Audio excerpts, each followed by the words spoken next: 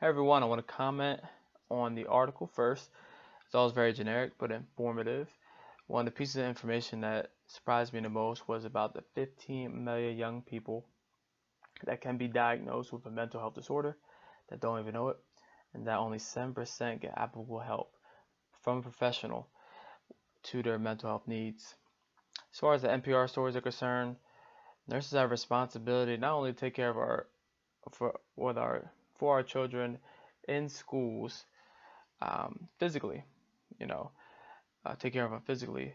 But now they got the social and emotional aspect as well, and take care of our children.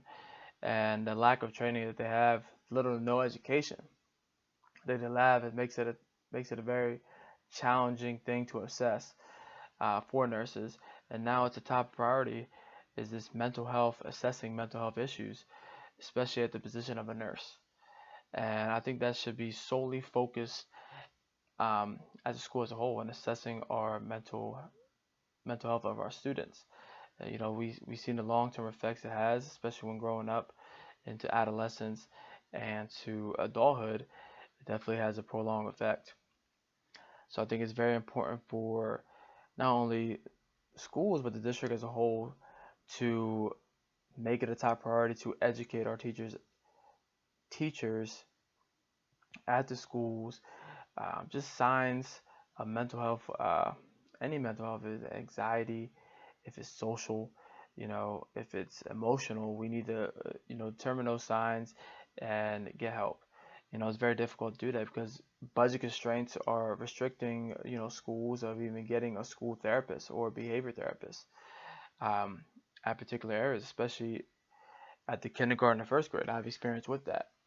With my son getting help with behavior therapist and a school therapist there, and give him tools to help him cope with some of the emotional, social um, needs and pressure that he faces both at home and at school. It's different. It's definitely different.